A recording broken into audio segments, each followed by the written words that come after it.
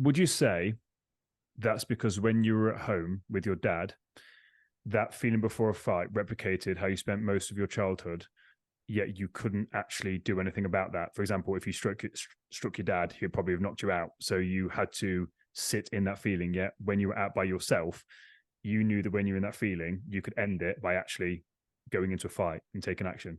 Have I actually made that up, or does that sound like something that may have correlated? Never even thought about that. That's a revelation for me. That is so true. You gave me a revelation, which I'll tell you in a second. So I'm glad I could give you that, because you've given me, I wrote something down here that you said earlier on I was going to talk about off air, that you've given me a revelation today. So I'm glad I could push that. Welcome to the Prime Life Project podcast, a place to help you unlock your full potential, both mentally and physically, to become the best version of you.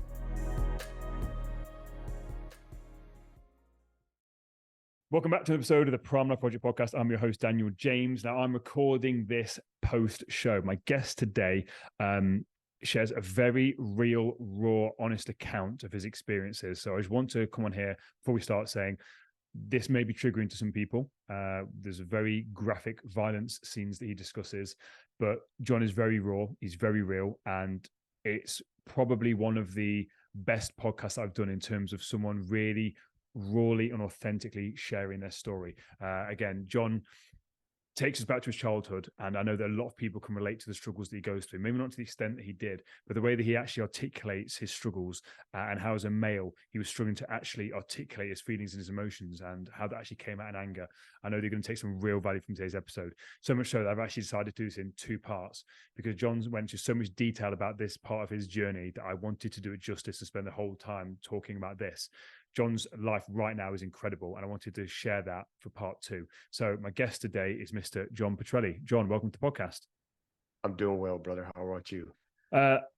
Honestly, very excited for this. I said time zone. Like, normally we don't record this late. Like normally, because of where you are in America, it's kind of worked out a bit differently. But I'm very pumped to considering how late it is here in the UK. I'm pumped to be talking to you because I know your story, and we've just been talking off air for the last 20 minutes about where we're going to take this episode. And the fact I've got someone on with your energy and that's aligned so nicely with what I'm about, what Mike is about, what this whole podcast about, it genuinely is an absolute privilege to have you on today.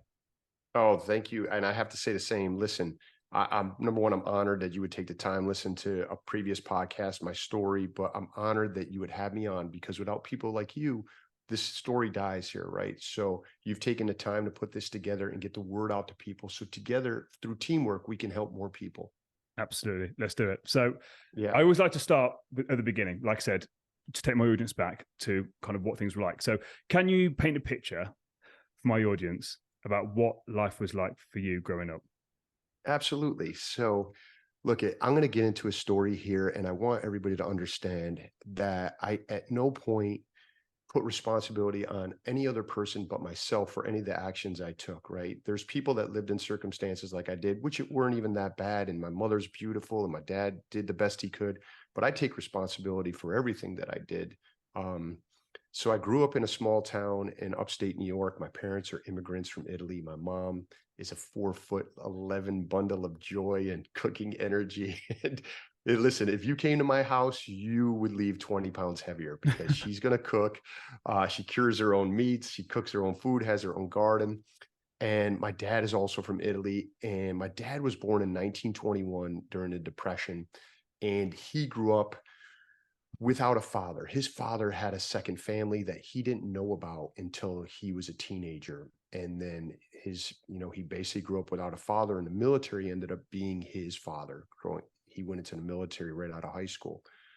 And so as I get into the story about my dad, he had the tools he had for his life experience, right? He had the tools he had to manage being a father, being in the military, being all the things he had. And I don't forsake him for any of that, because we all are evolving, we're all growing, and we're all doing the best with what we have at that moment. Lord knows, I hope I'm a much better person now at 51 than I was at 21 and 31 and all that. So my dad was in 3 wars, and he was in World War II, Korea, and Vietnam. And he saw a lot of battle. He saw a lot of things that I never knew about, because he never verbalized it. He never talked about it. But I knew as a kid growing up that he would have night terrors. He would scream in the middle of the night several times a year. So he was dealing with his own demons. And sometimes we talked a little bit about this off the air as men. Maybe I don't want to put it on anybody else, but as a man, I had trouble expressing my feelings, maybe saw them as weakness, certain emotions like love, caring, vulnerability, shame.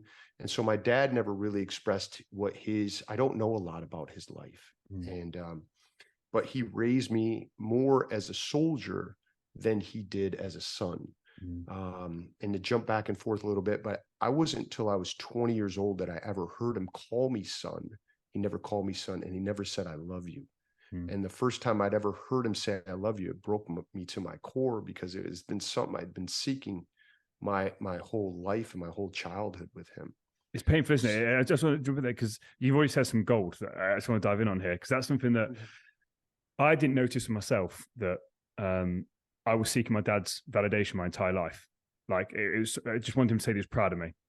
And again, very high standards. Again, not to the standards that I know that your dad held you to, but it's like nothing was ever good enough. Like you could do all these things and nothing ever, I'm not proud of you. Like whether he was or wasn't, you never get those words.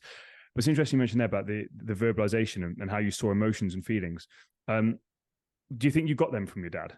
Like the lack of an ability to communicate? You say that that's where that sort of came from? Because obviously, as we know as adults, like kids don't care what you say, they pick up on what you do and how you act. So were you basically mirroring your dad's emotions, do you think?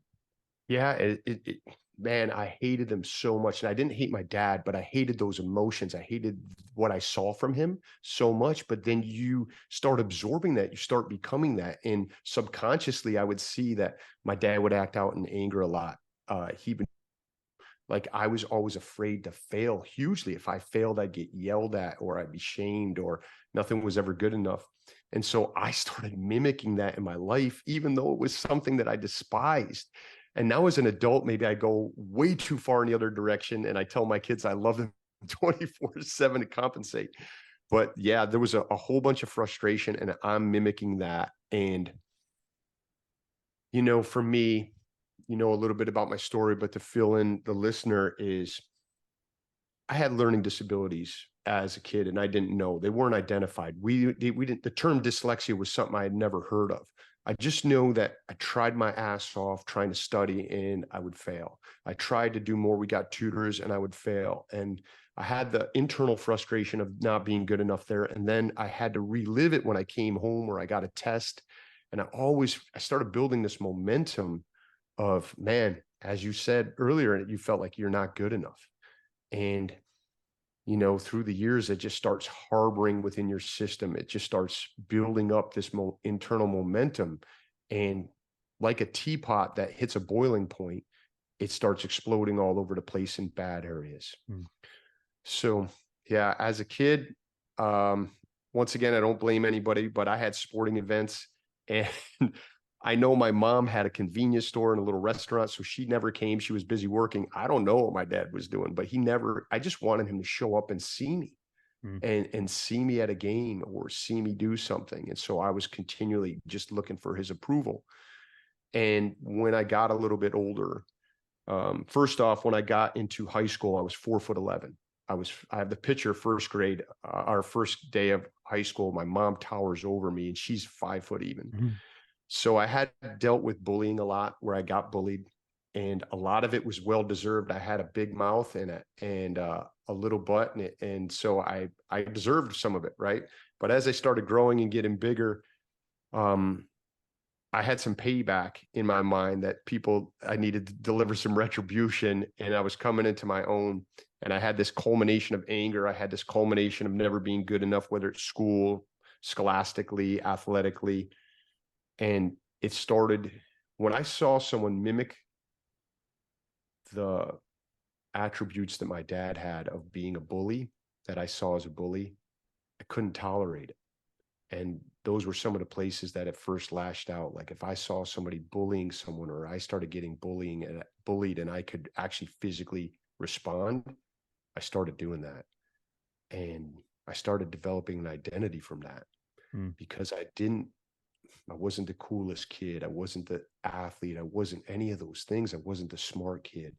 but I started getting what I saw as attention from being violent. Mm.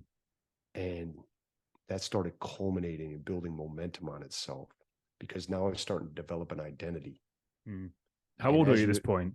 So at this point, I'm in my teens. I'm probably, I did jump forward a lot, but I'm in high school at this point. When I finally started growing, I started developing an identity as a tough guy. Mm.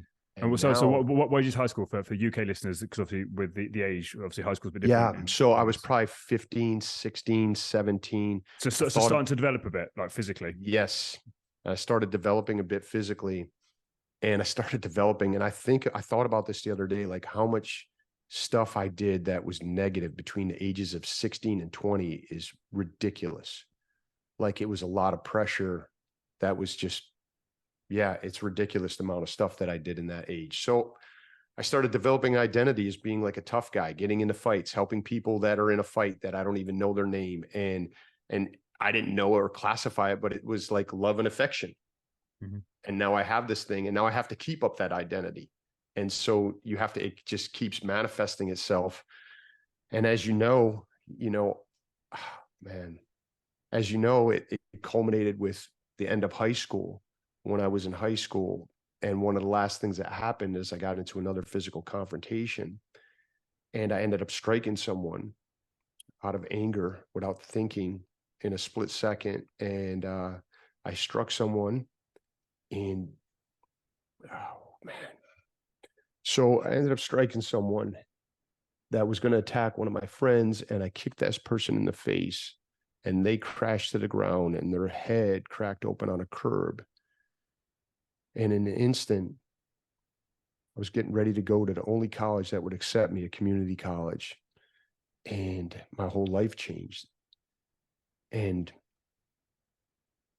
just for context, you were doing martial arts at the time, weren't you? So you weren't so you weren't now just for context, my audience, you weren't now just a kid that was ruffling some feathers on the playground or whatever. You were like genuinely, you were a bit of a weapon. You knew what to do. And in that situation, so I just wanted for this context, it wasn't just a fight, like you literally kicked someone in the head. Like that's because I want to paint the picture for my audience. And again, I know this is a graphic thing, but this wasn't just an altercation. This was someone in your state that was not in the right frame of mind, that had an amazing ability, like Spider-Man said, like with great power comes great responsibility. And because of all the stuff we're going to get into in a second, like that was just a split second moment. And that was potentially a life-altering moment. Yeah, and I should unpack that a little bit. And I don't know if I've ever talked about this, but I got into the martial arts, which I am in today. I still train in jiu-jitsu. I love the martial arts because I was getting bullied. And I knew, I started growing in talent and being able to defend myself. Not that I was, not that I was an MMA fighter or anything like that, but I knew that there was something that I should be doing good with that. So I had this internal conflict that here I am out on the streets, utilizing what I'm learning in a negative way. While in the dojo, when I'm training, I know that this should be to help people. This should be to protect people. This should be to protect myself.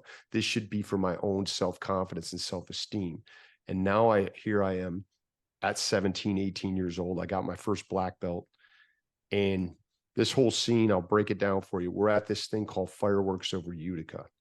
And it happens, and we're in the summertime where they put together a big fireworks show. And back in that time, it's a crazy thing that was going on. There's mobs of people, and there was a thing called wilding, where young youth groups, males, were attacking people in a mob for no reason.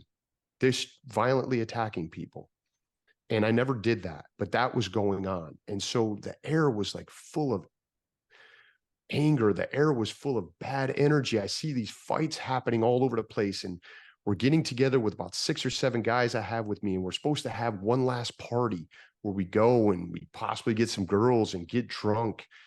And I get into this altercation in a gas station parking lot with 2 guys that are older than we are. And I didn't know it at the time, but they had just gotten out of prison.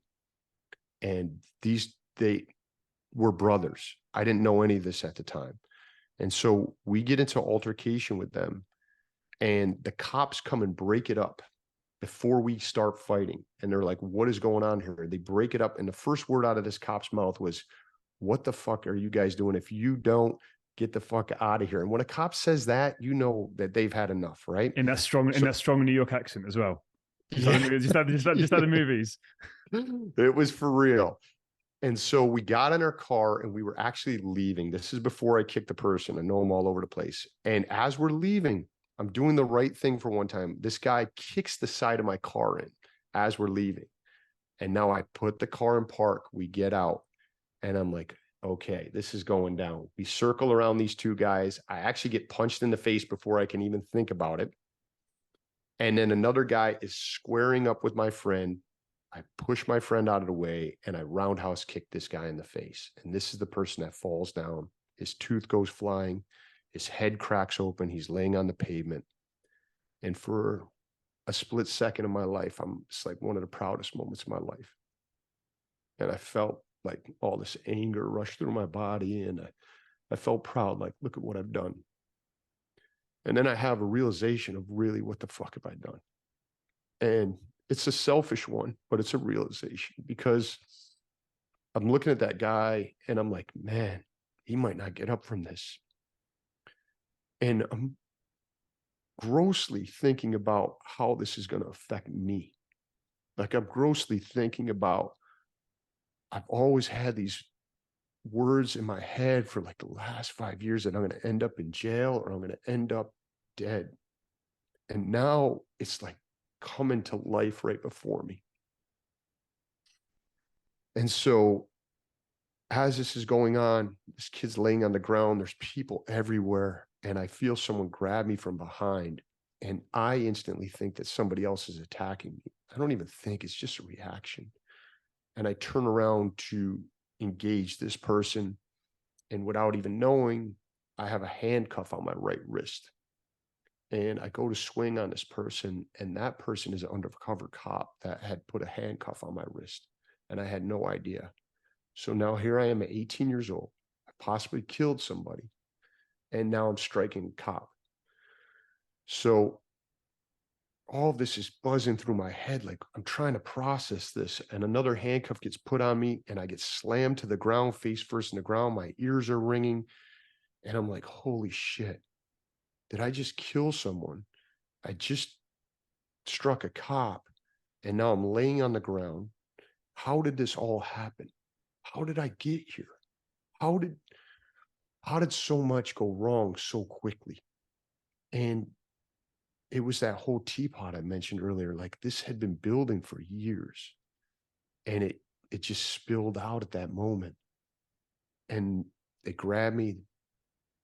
Cop puts the cuffs so tight on my wrist that my hands are throbbing. They go numb. They puts me in the back of a car. And I'm watching this individual lay on the ground and they're trying to bring him back to life. They're trying to resuscitate him. And once again, I'm just grossly thinking about self, all about myself. What are my parents going to think? What are people going to see when they see this in the news? What are they going to think? And the cops are not able to revive him. And then a fire truck comes and they're not able to revive him.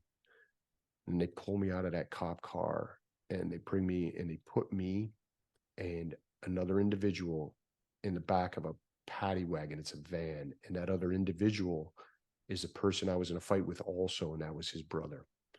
And so now the bigger brother is in the back of a police van with me, and his brother is possibly dead on the street. And needless to say, that was not a great situation. I'm going to leave that there, and we're going to loop back, and we're going to come back to you in the back of that van. Because there's a lot here to unpack. So I want to kind of just loop back, and I just want to hold you there so the audience knows where we are right now. So we're going to come back to you in that van. There's that saying that hurt people hurt people. And obviously with where you were at with all this anger and again, hating bullies, yet how you're kind of acting and going about, how you mentioned about that conflict. What was the kind of state that you were walking around in on a day-to-day basis at that point in your life, knowing that you had this power, this ability to essentially kick anyone's ass that was there, yet knowing it wasn't the right thing to do? What was that internal conflict actually like for you at that time? I had fear. I lived in fear. I always lived in fear. I lived in fear of screwing up. I lived in fear of getting in violence. I lived in fear of what people thought of me. I had no self-confidence, even though you may look at me and think I was a person that was very self-confident and tough and all this. I had none of that. And so a day to day between my ears, there was a lot of fear and there was a lot of shame because I had internal conflict. I wasn't living in my passion. I hadn't found a purpose. And here I am just going by whatever happens and acting out in some of the worst ways. So that's what was going on between my ears is I lived in fear all the time, and it's not a good place. And number one, I would never, ever have been able to verbalize that to anybody. And I would have been ashamed to ever said I was fearful of anything. Mm. And in my fight or flight, I just happened to, it's such a bad place for me, like before a conflict, before a fight, that I'd rather have the release of the altercation than live in those moments before it. Like I cannot take those moments before it. So it's just, let's go into fight. Would you say that's because when you were at home with your dad, that feeling before a fight replicated how you spent most of your childhood, yet you couldn't actually do anything about that? For example, if you struck your dad, he'd probably have knocked you out. So you had to sit in that feeling. Yet when you were out by yourself, you knew that when you're in that feeling, you could end it by actually going into a fight and taking action. Have I made that up, or does that sound like something that may have correlated? Never even thought about that. That's a revelation for me. That is so true. You gave me a revelation, which I'll tell you in a second. So I'm glad I could give you that, because you've given me, I wrote something down here that you said earlier on, I was going to talk to you about off air, that you've given me a revelation today. So I'm glad I could push that. So I'm just thinking in my head, like I said, I work with a lot of kids that are very, very similar situation to you. A lot of these kids are going to pick a fight with the wrong person and either end up themselves in hospital, stab, shot, all that sort of stuff. And I look at their upbringings, and I was just thinking there, the stuff you were saying, because I heard you say that on the podcast before, and it's only just come to me, so I said it to you, is that anxious feeling of when you were at home and how your dad was, just not knowing what to do, how you were going to be, if you can get shouted at, and you just constantly be in that state of anxiety. And then it mimics that fight or flight response before a fight. Because again, anyone's been in a fight, I've been in a fight as well. You know that feeling, and there's nothing you can do about it apart from take action. Whereas at home you couldn't, so you had to sort of live with it. So I was just wondering if, like I said, I'm glad that's resonated. It's so true. It's so true. And you know, anybody that's felt that, whether it's labeled as anxiety, fear, whatever that is, it can be a horrible place to be. And so for some of us, we have the flight where we run and we hide, or whatever our best defense is right there. And then for other people, and I don't want to classify male, female, whatever, but I know that for me, it was the fight thing, because it would bring more shame for me. And at some point in my life, I did have the flight, right? I had the flight every time with my dad. I had the flight with bullies where I ran home or got chased home. So when I got to the point where I could fight back, I'm like, fuck this, man. I'm not being treated like this anymore. I don't want this feeling. I'm not going to deal with this anymore. And so it would be violence, you know? And then as an adult, when I relive this, I know that violence manifests more violence. You know, someone that has an alcoholic parent, they're more likely to be an alcoholic. So I think about all the violence that I was associated with, and did that bring more violence in other people's lives? And so I can't go back and take that away. But what I want to do is go forward and try to teach people that are where I was, that there's other routes that are constructive, that are helpful, that are giving, that they can utilize. John, you're doing really well, by the way, brother. Like, I just want to say, like, we spoke off air and we knew that we were going to go to this place. I just want to say, you've been this vulnerable, sharing this, mate. Like, genuinely, I can see Mikey nodding in the background as well, mate. Like, I've got so much love for you doing this. Genuinely, I mean that, because I know the story's still raw for you. And like I said, you sharing this, mate, it's it's very humbling for me, and I feel very honored to be sharing this story with you right now. Do you want to move on? Are you okay to stay here? I'll go wherever you want to go, brother. There's the one final thing I just want. You said a few things there. Do you feel like this anger that you were letting out was basically all this pent up stuff that you wanted to say to your dad or take out on your dad, or whatever it was, and you couldn't, so you had to take it out somewhere else? Like I said, that hurt people. Like, you were hurting at home, you couldn't lash out, you couldn't do anything. So then that meant that you had to then take it out on other people, and you were good at it, clearly. Yeah, I mean, I think you start putting these deposits in your bank all the time, right? One thing happens and you have shame associated that with that, or fear, and then you gain a little bit more and you have a little bit another incident, and you have another incident. So now you're carrying this weight on your back of all this stuff.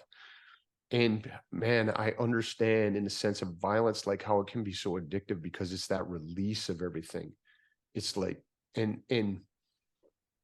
I don't want to don't take this wrong. I don't want to classify this as a positive thing, but there's almost like this euphoric feeling. It's almost like this orgasmic feeling that you go through, and it's like, oh, you're breaking these chains off, and there's this release. And then, boy, then you circle back and you're like, oh, Jesus Christmas, look at all the shame that's now associated with this, right? What I just did. And now you put that in your bag of bricks and you carry that around until the next release comes. And if you don't have other avenues, if you don't have other ways to constructively deconstruct that friggin' backpack of bricks, then you're carrying it around and it's just looking for the next thing. It's looking, then it starts seeking for the next thing. I wish I could tell you, bro, and I haven't said this, I don't think, on any other podcast, but I wish I can tell you that this is where it ended. But that incident, when I worked my way through court and had to deal with everything that was, I wish I could tell you that was the end, but it was the start of the end. It was the start of me now having a mindset that I'm not happy here. I need to change things going forward. But man, there was more violence that happened. There was an incident, and I talk about it in my book, where a friend of mine pulled a chainsaw out, a chainsaw in a fight in the street. He pulled it out of the trunk of his car. And I say this in a funny way, but if I think about it, it's not funny.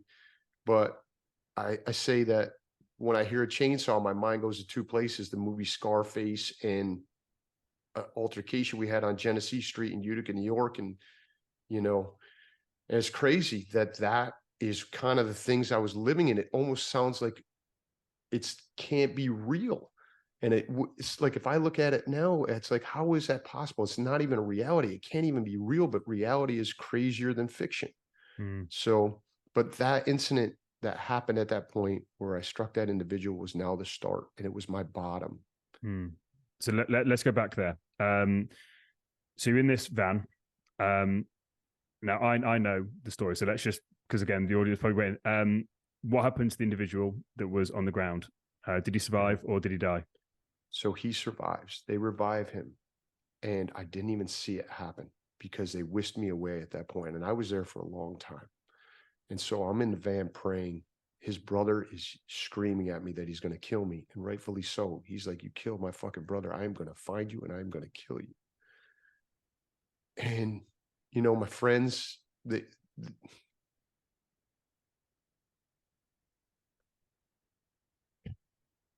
we do things for adulation of other people, right? And it's not my friend's fault, but I know that I got love for that. It's not their fault. It's my fault because I was looking for that adulation.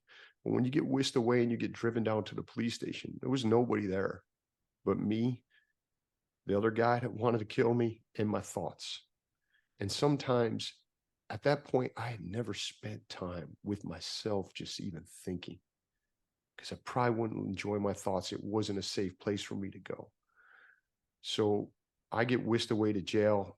They put me in a cell with a steel bench and put one handcuff in an eyelet in a concrete wall. And they do the same with the other guy. And yeah, I get taken off there. And I remember speaking to a detective, and I remember speaking to an officer that was there. And it's crazy because I don't know if there's a protective mechanism, but some of it, I can't remember their faces, but I know that I talked to them. I don't remember getting a mug shot taken, but I know it was taken. I don't remember that stuff. And I don't know if the body does that to protect you or the mind does that. But then I got released, and I had to, months and months later, I had to go to court. I had to meet with the district attorney. My father surprisingly got us an attorney, and I didn't even know that he got us an attorney. And I've been asked questions before that bring up the other individuals that were in this. And I want to say that through the little that I know, that they had more reason to be in this altercation than I did. I know that they had dealt with abuse. I know that they had been in and out of jail. And I know that they had dealt with the system, and they had more reason to act out than I ever did. And if they probably grew up in my neighborhood, we would have probably been best friends. And it just under those circumstances that we met this way. And I feel immense still, shame with that. And I can't take it back. And I don't know if I, honestly, it's a sick thing, but I don't know if I would take it back at this point. How sick that sounds, and people may not understand it, because it's kind of put me in a place where I can learn from this and I can move forward with it's the fabric of me now. And it's a part of who I am. I think anybody that's gone through some stuff will understand exactly what you're saying. I said the depression is the best thing that ever happened to me. And again, people think that's a sick thing to say, is depression gets people and they never come out the other side of it. However, without going through that, I wouldn't be the person I am today. And the person you are today is, like I said, you can't go back and change the past. You can't, it's happened. But all you can do is try and right the wrongs. Like you said, your mission now is to try and talk to the people that are in the same position that you were in, to make sure there's no more little Johns out there that actually do end up killing someone and actually do end up ruining their life and do end up rotting away in the system. So for me, everything happens for a reason, and life happens for us, not to us. But in order for it to happen for us, it has to happen to us originally. So right then, in that moment, life is happening to you and you can't see it. But actually now, with the head you've got on now, look at the life you've got. That happened to you. So right now it can happen for you to give you the life that you've got. So again, I think a lot of my listeners will understand that, but I understand you clarifying that, because some people won't understand it. So I know exactly what you're saying with that. It's not saying that you would want to keep reliving it and do it all over again. It's like, no. But actually, this allowed me to be the person I am. I just want to you said that you were in your head, in your thoughts, like for the first time, you were thinking. Again, I can't remember if you can remember this or not, but what kind of thoughts were you having at that time? Where was your head at? Was it from a place of where was me? Was it from a place of I need to sort my life out? Like where was your head at that moment when you actually remember regaining your thoughts? So it was all those places, and it was all those places was at the same time. There was a big part of it was like, woe is me is right. What's going to happen to me? And then that would lead me down to the path. And it did lead me down to the path of, man, I told you. Like, I'd have these conversations in my head with the devil on my shoulder and go, you're going to end up in jail. And you know what? That's probably the only place you belong, because you're not good enough to do this. You can't do that. You suck at school. You can't learn. And so then you have all these different voices going in your head. So there was woe is me for sure. And it led me down to the path of, man, I would have bouts of anger and frustration and go, yeah, this is kind of your home. This is where you belong. I started thinking that about myself. I'm going to end up in jail. And I never had anybody that I felt comfortable enough with, or I didn't feel comfortable enough with myself to ever talk to somebody and tell them that. And what a potential solution that could have been. Like, if I had that relationship with a mentor in my life or a parent, and I could have been brave enough to go, man, this is what I think I'm going to be. I'm going to end up dead. I'm going to end up hurting someone. And so that's where my brain and my thought was going that whole time. But Can I hold you there? The reason I just want to hold you there quickly, because that's a really interesting thought. Because I'm just thinking, some of the kids that I talk to, so you literally just said then that if someone had been in that situation to talk to you, and then you said if you were brave enough, because that's the thing. I think sometimes mentors come along, people come along, but as a kid, because essentially that's all you are at that age, you're still a kid. You're not in the headspace to receive that information. But deep down, you said that you wanted it. You desperately wanted this. Yet, if it was there, you probably wouldn't have taken it. What could someone have done to get you into a place to actually feel comfortable saying those things? I don't know the answer to that, but I do know that it's a beautiful thing for someone to even plant the seed for that, even though someone is not open to taking that.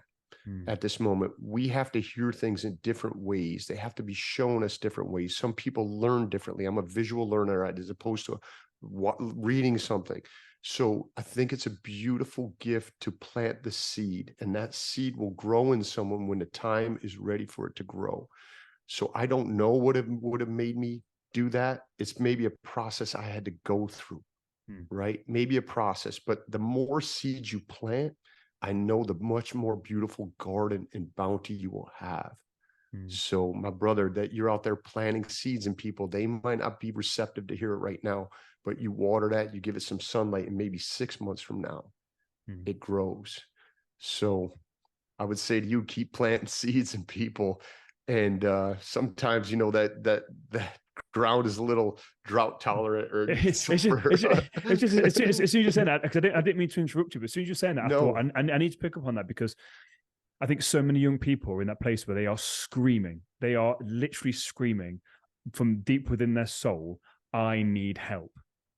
Yet because they're, and I use this word so respectively, because they're so emotionally retarded, they don't know how to actually show what the hell it is they're feeling. They only know anger. They know they're screaming out for something, that they're screaming out to express themselves, and they've got no idea. For Mikey, it was poetry. Poetry is Mikey's thing. But people don't have that outlet apart from violence or sport. But if you have none of that, how are you supposed to try and articulate to a stranger, especially if you've got a problem with male role models? How are you supposed to open up and actually share how you're feeling when you don't even know how to express it yourself? Right. And, you know, here's something I've come as 51-year-old John Petrelli. And I try to, because as you know, I'm a fitness trainer and coach, and I work with people, is I use this analogy that a lot of people like eggs, but people might like them scrambled, some like them fried, very few like them raw, but it's the same egg, and it's how you deliver the package that is either consumable or not consumable. So as an individual that wants to help people now, I'm always trying to figure out, how do I deliver the eggs to people in a way that is palatable for them so they can digest it?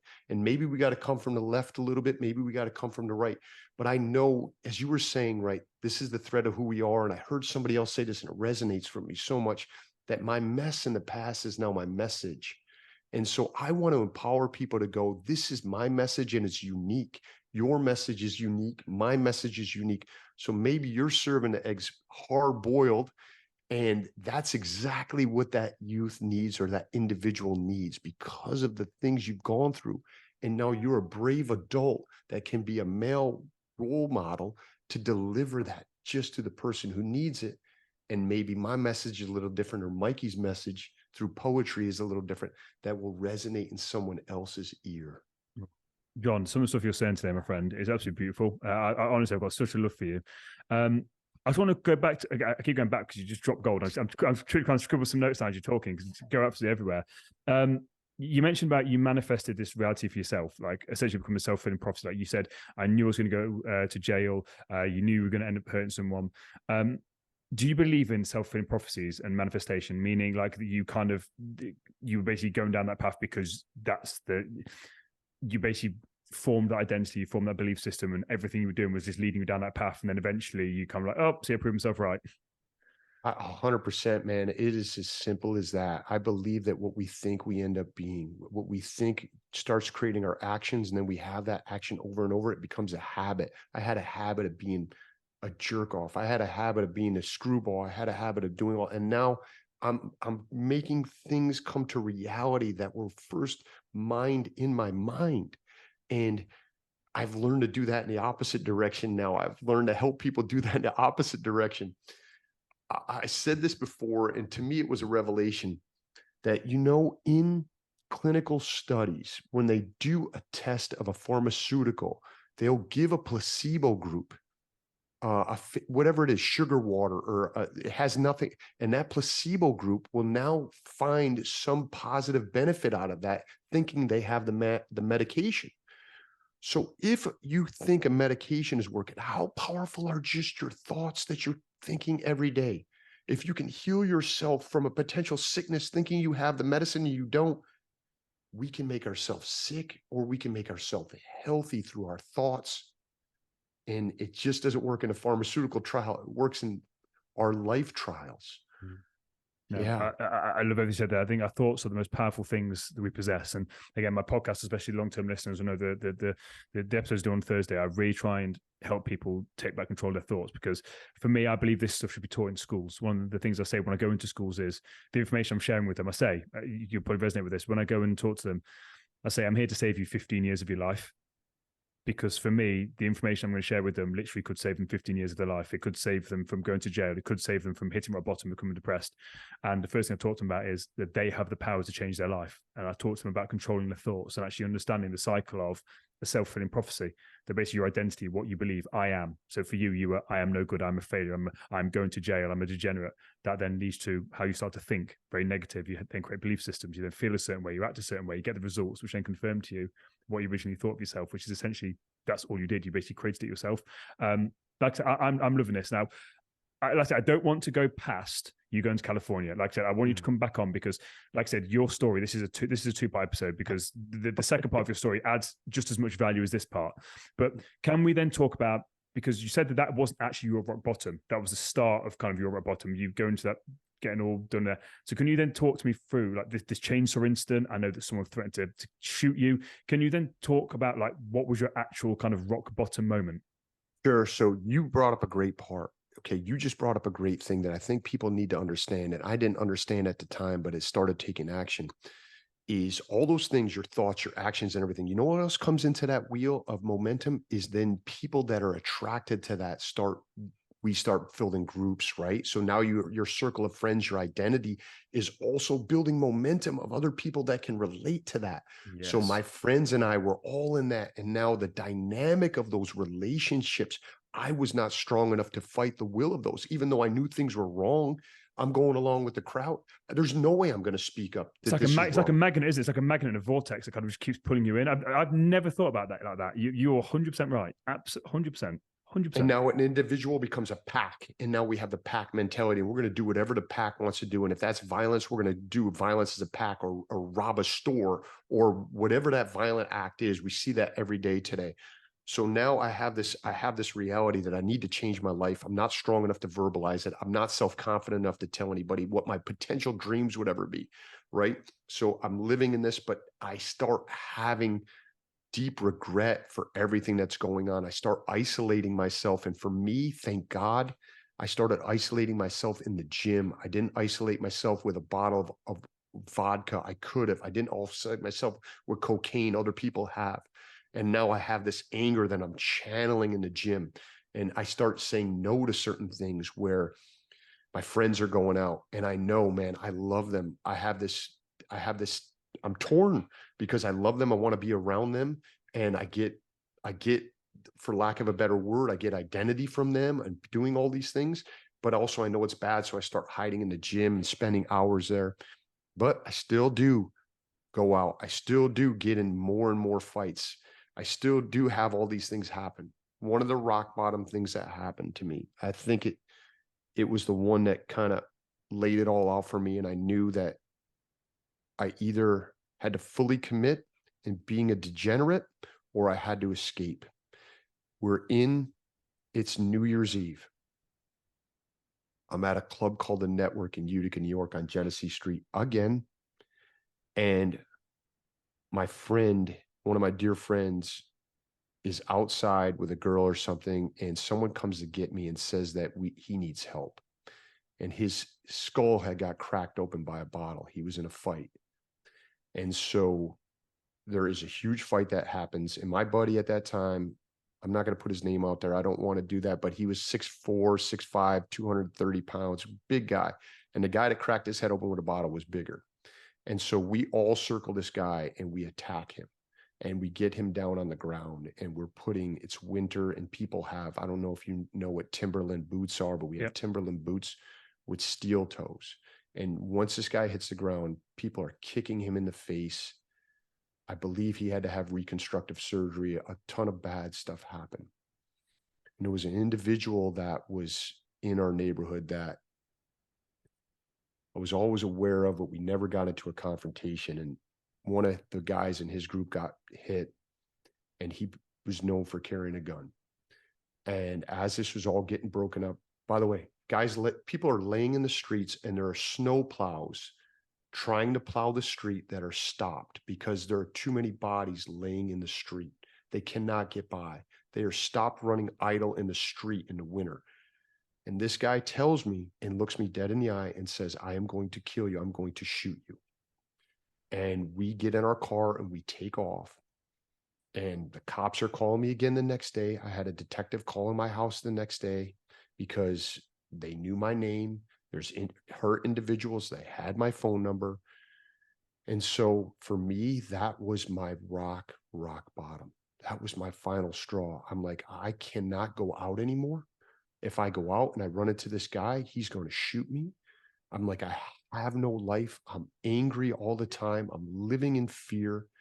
And I had this other side of me that had been hiding in the gym that was starting to get positive things. I was still doing martial arts, and I had to commit to one side or the other. And that's where I had, we won't get into the story because it'll be part 2, but I had a couple $100 to my name, and I bought a ticket on Northwest Airlines that's not even around anymore. And I called an individual that saved my life. And I called him and said, I had a heart to heart with him. And I said, look, I cannot stay here. I have no future here.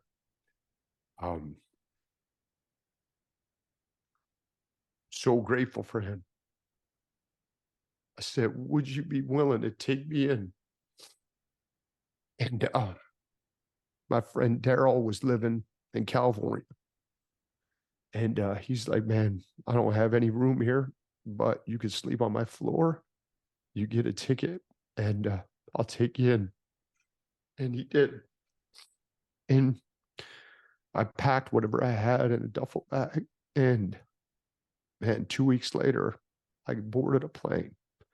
And my parents took me to the airport, and they were unaware of the situation and the turmoil that was, how the depth of it was in my head and in my soul. And that trip to the airport was the first time when my parents, this is back when there wasn't TSA and they could walk you to the gate. And that was when the first time my dad ever called me son. And he said, I love you. And that was a start of a new life for me, where I could leave behind my bullshit ego and my identity that was attached to that. And I felt free for the first time. And as I boarded that plane and we took that flight, I felt like a bag of bricks was lifted off of me.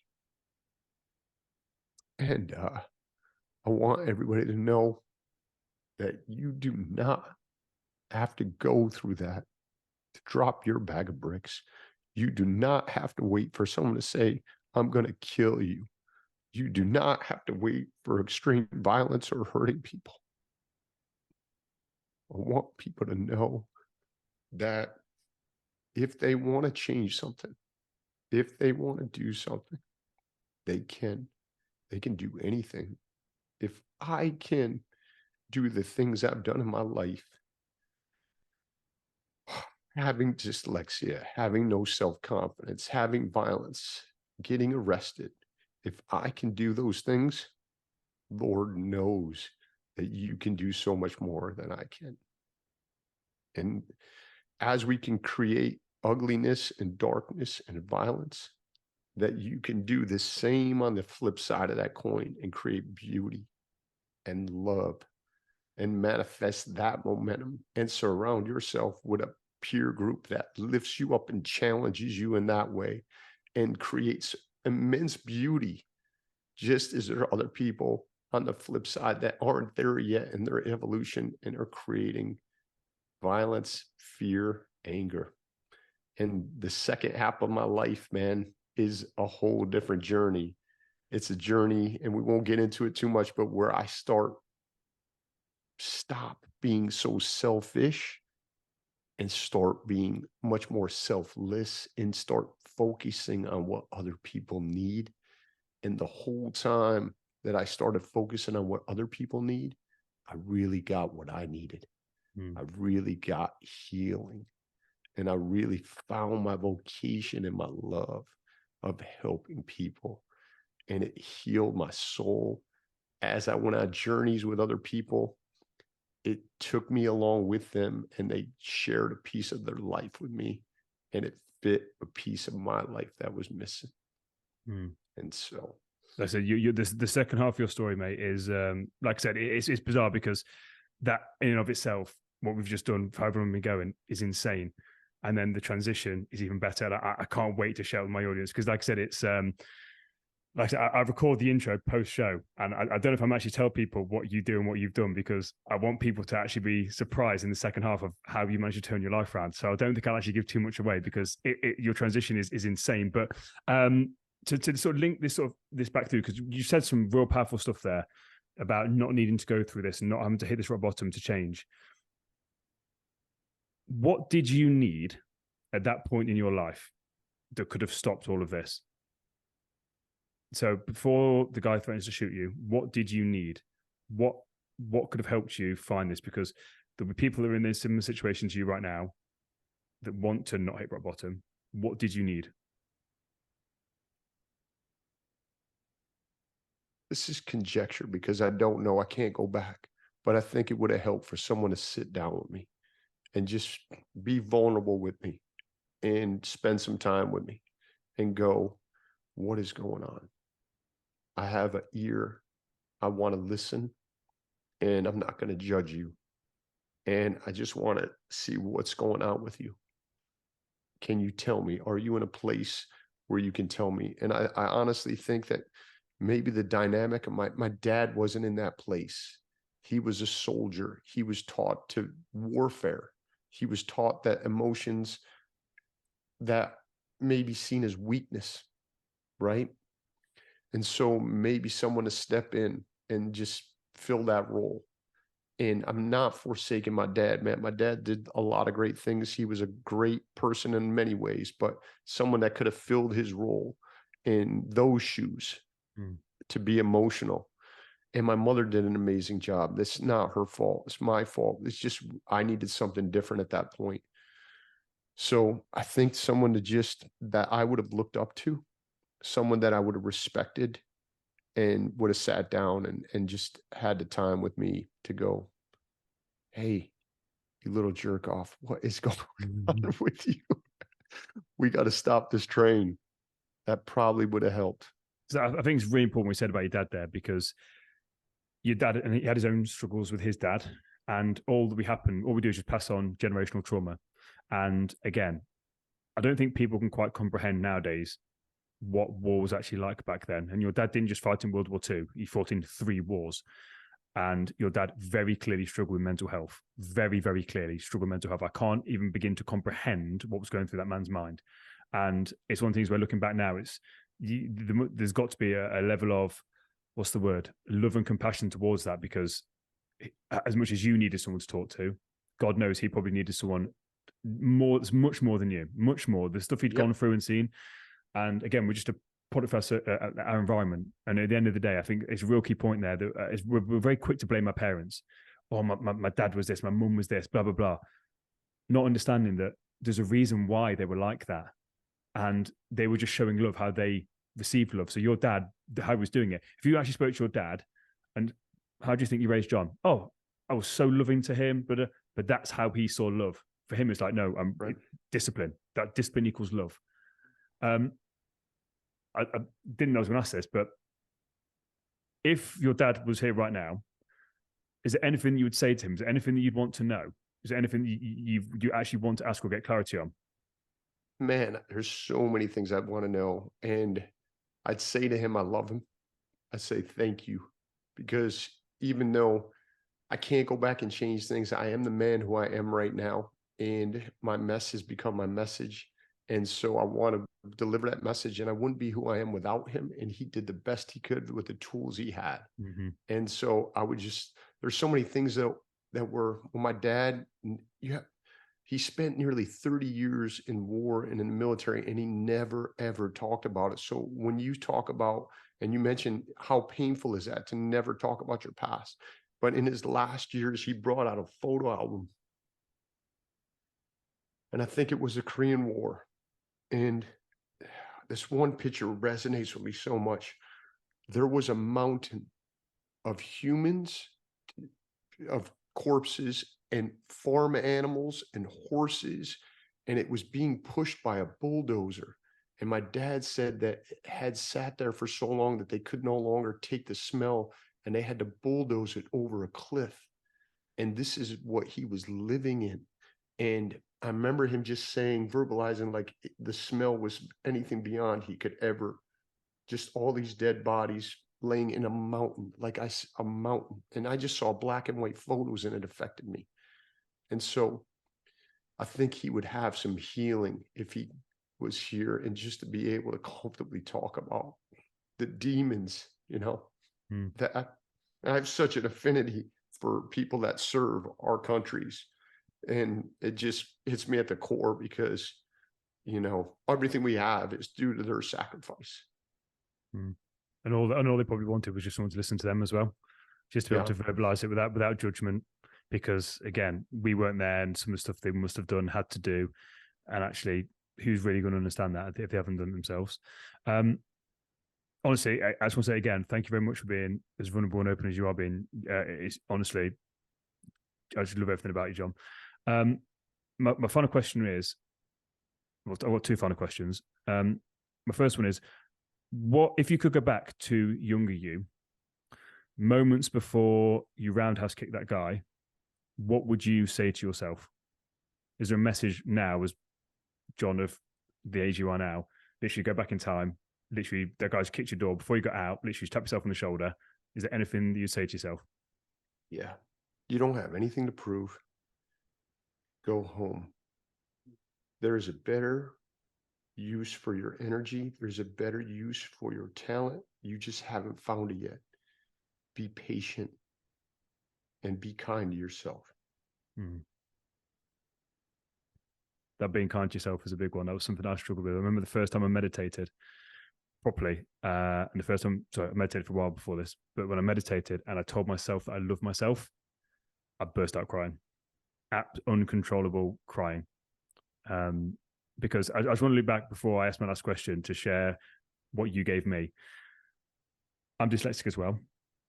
And you mentioned that actually your big thing about not being good enough came from struggling with your dyslexia, and you had tutors. Literally, you took me back to a tutor that I had, and I literally could feel it in my soul when you said that, of the feeling of not being good enough and being stupid because I was dyslexic. And I've done a lot of unpicking about where this not being good enough has come from, and it still lingers. And it literally hit my soul when you said that I had not even looked there. And that is a massive thing that I've overlooked. Massive. I literally can picture it, and I can literally feel the frustration and anger within myself of not being able to do this, thinking, why can I not get this? Why am I so stupid? So I just want to say thank you again for you. I know I said I gave you something, but I just want to say you've given me that, and I'm going to reflect on that, because that I can't believe I missed that. That's such a blatantly obvious thing that I hadn't even thought about. And as soon as you said it, you have hit my soul. I was like, that's something I've overlooked. So I just wanted to share that with you before I ask my final question, because I genuinely, I will get emotional myself. You've got emotional. I'll get myself emotional, because that is something I'm actually looking forward to unpicking now, because it's like there's a jigsaw puzzle I've been trying to put together. And I feel like that's a piece that I hadn't even realized I was missing. So I just want to say thank you for that. You're welcome. And you know what, before you, Daniel, I know you're going to say something, I hate to cut in here, but I want people to understand, listen, you gave me something powerful when you talked about my realization that this was transcending from my dad, and I could never lash out my dad emotionally. And you picked up something from what I just said that you verbalized: the power of conversation, the power of masterminding with other people that can help you. You just held me accountable and raised me to a higher standard. I don't need you to agree with me all the time. I will need you to spark things in me that, like, man, I've never thought of that. And so I think the power of conversation, the power of intellect, is much more power of physicality. And our minds control what our physical being does. So if you're out there in a situation, reach out to someone. Don't feel like you have to keep this all inside. Take a vulnerable step and put yourself out there and express that you want to communicate with someone. I donate time every year to people that are first responders, that are military, that are veterans. I want to open that up to anybody. I can't do it 24/7, but man, I want people to know, if you need someone to talk to, I know at the end of either one or two of these talks that we have, my information will be out there. I want you to know you can reach out. And if you need someone to just talk to for a minute, or you throw an email to, because I just felt the power of what you gave me. And I feel blessed that you feel I've given you a little something just through this talk. You absolutely have, and I feel like this is the start of a beautiful friendship, my friend. Genuinely, I feel there's been a connection here today. And like I said, Mikey, me and Michael talk about this off air, because it's when you get an energy on a podcast, it's and I don't know if the audience gets it when they listen back to it, but there's an energy here today. And like I said, genuinely, I connect with you and I see you, and I'm like, yeah, I love this guy. Now, I know you probably answered this question in a load of different ways. So it's either summarizing what you've said or just putting something else out there. Because we spoke to the younger people, but there's also a lot of adults out there that are listening to this. That, again, maybe in their 30s, 40s, 50s, still not found their passion, still got that holding on to anger, that resentment, and they're still feeling lost and stuck and out of control with their life. What advice would you give to someone that is in that position where they are feeling stuck and out of control with their life right now? Sure. So this is now me talking at that has gone through so much. And this is what I've learned that helps me every day. Number one, you can't go to the gym one day and work out and expect to be in shape. And with mental health, you can't expect to do nothing or one thing and expect that everything will go away. We take gradual steps. And if you make it a part of who you are, like every day I get up and I do breath work, number one. I allot myself some time because I know that now my life revolves around giving other people and helping other people. So I have to help myself first in the morning. So I do breath work, and then I exercise every day, and I eat healthy, and I do 4 to 5 things every day. And it didn't happen where it all came 1, 2, 3, and I perfected it. So start small, start building momentum. If you have anger issues, whatever your issue is, however we define it, it's okay.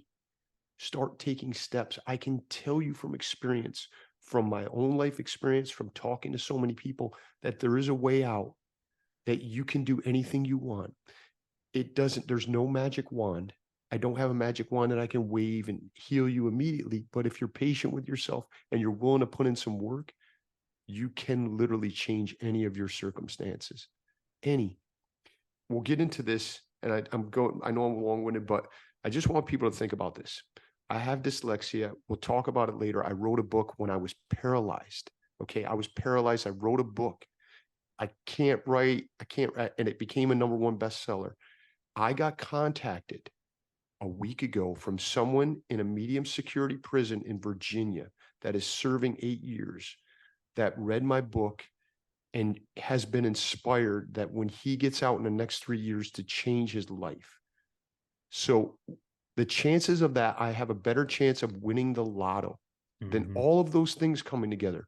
So no matter how big you think your problem is, no matter what it is, if you take it brick by brick, piece by piece, you can build a massive, beautiful pyramid. You can build a structure. Just take it one step, one day at a time. That is the long-winded advice I can give you to your simple question. No, I love it. I absolutely, and again, I can't wait to dive into the second part and again hear about this guy and your book and diving into all of it. So, just to wrap this up, where can people find out more information about you? So while they're waiting for part 2 to drop, where can they find out more information about you? Well, number one, if anybody from the company Kleenex is listening to, they should give you a sponsorship for as much as I've cried on here. JohnPetrelli.com. My book is confessionsofahhollywoodtrainer.com. I'm on Instagram, John.Petrelli. I'm a little bit of a dinosaur. It may take me a minute to get back to you, but I wholeheartedly will. And I'm honored that anybody would spend the time listening to this. And I'm honored that you have had me on here to help other people, man. I'm blessed to get to know you, my brother. And I feel this connection too. And man, I feel like we have a bromance moving forward. No, I'm glad you said that, because after I declared that, and if you're like at the end of this podcast when we finish recording, no, Dan, I'm done with you. That was done part 2. Mikey, don't get jealous. It's like he knows us so well already. John, I'm lovely to leave you, and I look forward to seeing you on part 2. Once again, thank you very much, my friend. It's been incredible today. Same here, my brother. Thank you so much. So many blessings, and thank you. I look forward to talking to you again, brother.